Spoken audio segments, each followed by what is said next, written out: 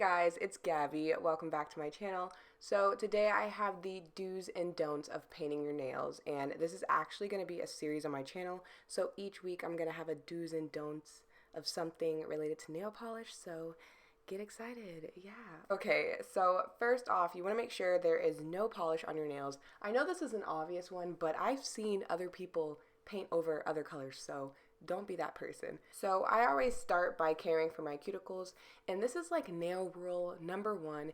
Do not cut your cuticles. I can't even show you the little cuticle cutters right now because I don't have any. What you want to do is get yourself some cuticle oil and just massage that along your cuticles, and then after about 5 minutes you're going to use an orange stick. This is what it looks like, and you're just going to push back your cuticles gently just to make them look all nice and even, I guess. Now, if you already have a buildup of cuticles, you can use a cuticle remover. This is one from Sally Hansen that I use from time to time, but you do have to be careful with these because they can over time weaken your cuticle and overall just weaken your nails.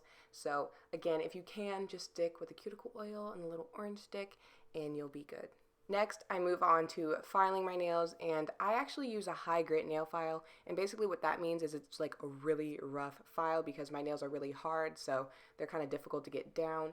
But if you have weaker nails, you definitely want to use a glass nail file, which I don't have right now, but it's a very low grit file, so it won't damage your nails or anything. And the biggest thing to remember is do not file in both directions. Make sure you're filing only in one direction. If you file in both, it's like sawing your nails back and forth, which only causes more damage. So don't do that. And I know filing one direction takes so much longer, but trust me, it's worth it.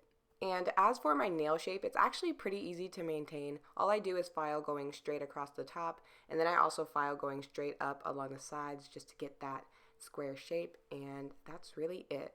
So moving on, you're going to wash your hands after that just to get those oils off and just get any file shavings off of your nails. After that, you need to get any oils off of your nails, and a lot of people don't do this step, but you're going to get some alcohol, just like regular rubbing alcohol that you get from like the grocery store, and you're going to get a makeup sponge. I know a lot of people use cotton balls or cotton swabs, but you don't want to do that because it can get those little cotton strings on your nail, and that's probably the worst thing, finding little strings in your nail polish, and that just messes up your mani. So I use a makeup sponge and I just wipe the nail with alcohol, and after you do this, do not touch your nail or anything because you're going to be putting the oils right back on. It is finally time to apply your base coat. I feel like there's not many ways to mess this up. I mean, you can make it too thick, I guess, so definitely avoid that. But I feel like the main thing is people just don't apply their base coat sometimes, and I've been there, I've done that, and I had really stained nails. So make sure you apply your base coat because it not only prevents staining, but it will also make your mani last. Next, you're going to pick your nail polish color, and you want to make sure that you don't shake your bottle because this is a great way to get air bubbles. So instead, you're going to roll it just in between your hands to get that formula all mixed up, and then you are ready to paint your nails. Also, just throwing in there, you probably want to pick a nail polish that has a better formula or that's newer as opposed to a nail polish that's like old and gulpy, just because that will be harder to work with. And I also think it's easier to use a polish that has a bigger brush. This is a personal preference because my nails are obviously bigger, so it's kind of up to you, but Nails Inc. is a great example of that. Their brush is huge. So when you're painting your nails, I always start in the middle.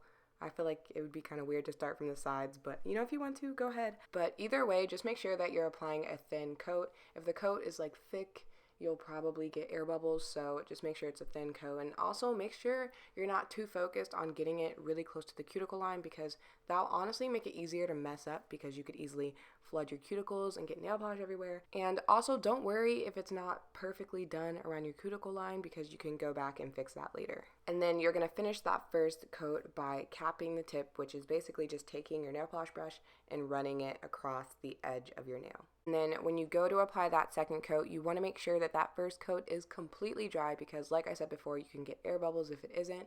So once that dries, I'm going to apply the second coat, and then this time I'm not going to cap the tip.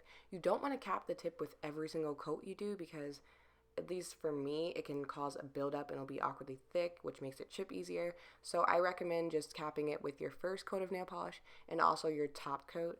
So after that second coat, now is the time to go back and fix any mistakes you may have made along your cuticle, or if you accidentally got any nail polish on your skin. And I don't really have that many mistakes, but all you're going to do is take a brush, and you want to use an angled brush. You don't want to use a brush that's just straight across. And you're just going to dip that brush in some acetone and just gently clean up around your nail. And don't go crazy because you don't want to accidentally knock into the polish and mess up. So just take your time and you'll be good. And now for your top coat, it's pretty much the same rules that you're going to follow. You want to make sure that that second coat is completely dry, and then you want to make sure that you don't shake your top coat, and then also make sure that you cap that free edge. So that is it. I recommend just sitting there after you do your nails for a little bit. Let them completely dry because you don't want to mess up all the work you just did. And don't wave your hands trying to dry them faster because, again, air bubbles. But yeah, I think that is everything. Hopefully I didn't forget anything. If I did, feel free to leave some advice down in the comments to help other people. I hope you guys enjoyed the video. I will have another do's and don'ts video next Wednesday. So yeah, okay, bye.